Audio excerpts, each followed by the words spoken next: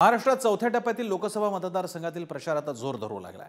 मराठवाड्यातील काही मतदारसंघ, उत्तर महाराष्ट्र, अहमदनगर आणि पुणे लोकसभेसाठी 13 मे रोजी मतदान होणार आहे। त्या पार्श्वभूमीवर बीड लोकसभेचे उमेदवार पंकजा मुंडेंसाठी थेट पंतप्रधान मोदी मैदानात उतरले। बघूयात कशा प्रकारे त्यांचा हा प्रचार झाला, कोणते महत्त्वाचे मुद्दे होते। मुट्ठी उसकी खाली हर बार नहीं होती, कोशिश करने वालों की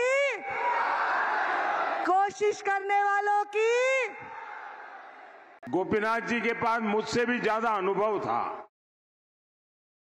बीडच्या भाजपा उमेदवार पंकजा मुंडेंसाठी भाजपाची पहिलीच मोठी सभा पार पडली। पंतप्रधान नरेंद्र मोदींनी स्वर्गीय गोपीनाथ मुंडेंची आठवण काढत बीडकरांच्या काळजात हात घातला। गोपीनाथ मुंडेंकडे आपल्यापेक्षा अधिक अनुभव होता असं म्हणत मोदींनी त्यांचं मोठेपण अधोरेखित केलं।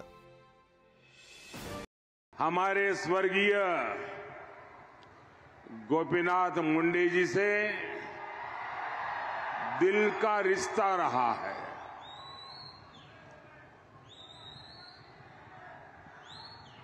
वो हमेशा मुझसे बीड़ और मराठवाड़ के विकास के लिए चर्चा करते थे। मैं उन्हें बहुत भावपूर्वक याद कर रहा हूं। 2014 में आपने जब मुझे देश की सेवा करने का दायित्व दिया,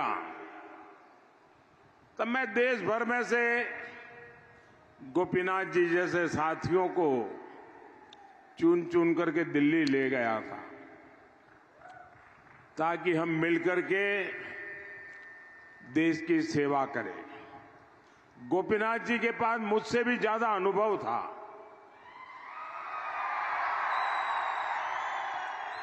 लेकिन मेरा ये दुर्भाग्य रहा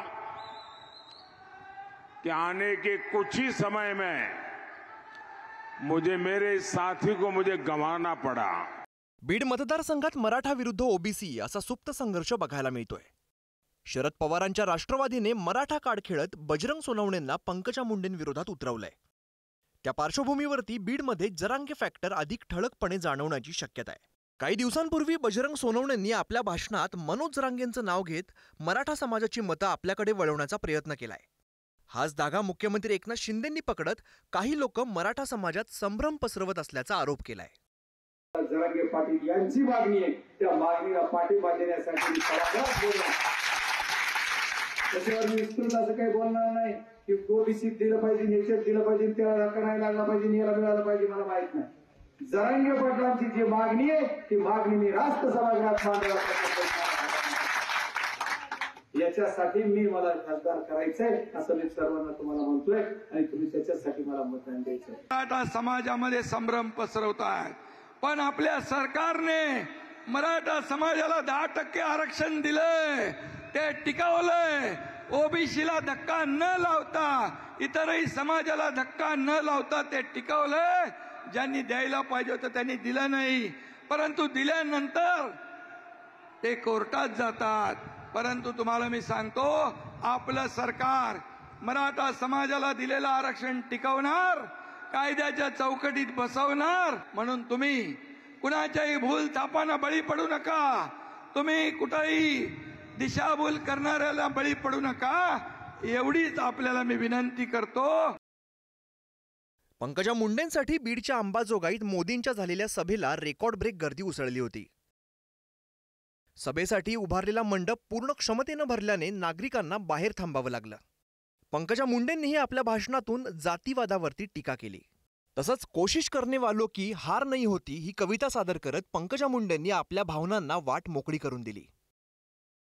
युग के साथ मिलके सब कदम बढ़ाना सीख लो, एकता के स्वर में गीत गुनगुनाना सीख लो। भूल कर भी मुख में जाति पंथ की बात न हो, भाषा प्रांत के लिए कभी रक्तपात न हो। फूट का भरा घड़ा है फोड़ कर बड़े चलो, फूट का भरा घड़ा है म्हणजे फूट पाडणाऱ्यांचं बोलतायत। फूट का भरा घड़ा है फोड़ कर बड़े चलो, भला हो जिसमें देश का वो काम सब चले करो, सब बड़ा हो जिसमें देश का वो काम सब किए चलो। मी तुम्हाला एवढंच सांगेन डुबकिया सिंधु में गोताखोर लगाता है, जा जा कर खाली हाथ लौट कर आता है। डुबकिया सिंधु में गोताखोर लगाता है, जा जा कर खाली हाथ लौट कर आता है। मिलते नहीं सहजी मोती गहरे पानी में, मिलते नहीं सहजी मोती गहरे पानी में, बढ़ता डूबता उत्साह इसी हैरानी में। मुट्ठी में उसके खाली हर बार नहीं होती, मुट्ठी उसकी खाली हर बार नहीं होती। कोशिश करने वालों की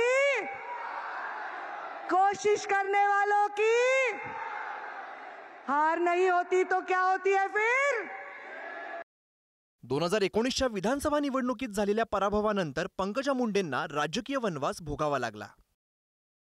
पण अखेर केंद्रीय नेतृत्वानं लोकसभेची उमेदवारी देत भाजपानं त्यांची नाराजी दूर करण्याचा प्रयत्न केलाय.